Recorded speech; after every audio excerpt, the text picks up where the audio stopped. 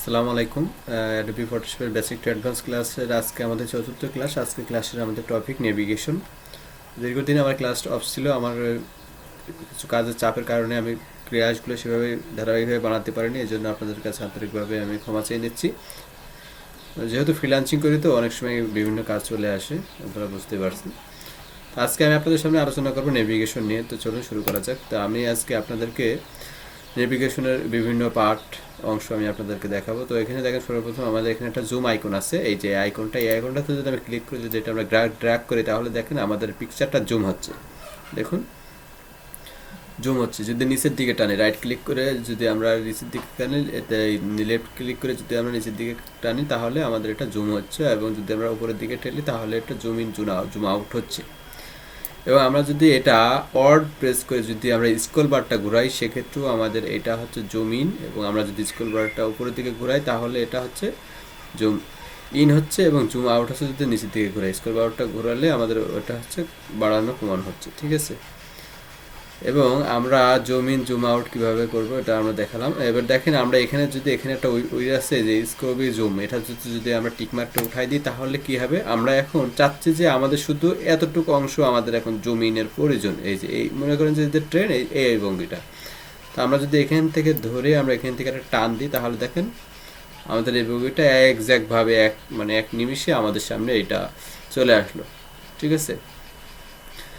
এবং আমরা এখন আবার যদি চাই যে আমরা এখন এক ক্লিকে আবার আগের যে এটাতে ছিল সেটাতে আমরা ফিরে যাব, কীভাবে যাবো দেখেন, উপরে ক্লিক আছে, দেখেন ফিট স্ক্রিন, এটাতে যদি আমরা ক্লিক করি, তাহলে দেখেন আবার আগের স্ক্রিনে এটা চলে গেলে, ঠিক আছে। এখন আমরা যদি চাই আমাদের যে ইমেজটা আছে, এটা আমাদের যে উইন্ডোটা আছে, উইন্ডোর পুরো স্ক্রিনটা জুড়ে থাকবে, তাহলে আমাদের কী প্রয়োজন, এখানে দেখেন ফুল স্ক্রিন একটা অপশন আছে, এটাতে যদি আমরা ক্লিক করি, তাহলে দেখেন আমাদের যে উইন্ডোটা ছিল এটা একেবারে সম্পূর্ণ ফিল আপ হয়ে গেছে।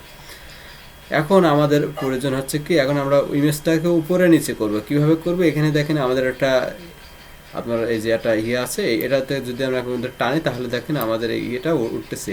এখন আমরা যদি আবার স্ক্রলের মাউসে যদি যে চাকাটা আছে ওটা যদি আমরা ঘুরে স্ক্রল ঘুরে, সেক্ষেত্রেও কিন্তু আমাদের এটা উপরে নিচে হবে। এখন সাইডে কীভাবে নেব, দেখেন নিচে আরেকটা আছে স্ক্রল টান, এটা যদি আমরা এদিকে টানি, তাহলে এই পাশে আসবে, এদিকে টানলে এই পাশে আসবে। এটার একটা শর্টকাট আছে, এখানে দেখেন একটা হ্যান্ড টুল আছে, যে হ্যান্ড টুলটা যদি আমরা এখানে ক্লিক করে যদি এটা আমরা এরকম করে টানি, তাহলে দেখেন এটা উপরে নিচে সরানো যাচ্ছে। কীভাবে আমরা সরাতে পারি। এখন এই হ্যান্ড টুলটার আবার একটা শর্টকাটই আছে, ঠিক আছে। আমি যদি মোবাইলে যাই, যে যদি আমি যদি স্পেস বাসটা ক্লিক করে ধরে রাখি, তাহলে দেখেন এটা একটা হ্যান্ড টুল চলে আসছে, ঠিক আছে। এখন আমি মনে করতেছি যে এখন এই জায়গাটা আমি জুম করবো, তাহলে আমি কি করবো, শর্টকাটে যদি আমরা অল্ট প্রেস করে যদি আমরা স্ক্রল বারটা ঘুরাই, তাহলে দেখেন আমাদের এই জায়গাটা জুম হচ্ছে।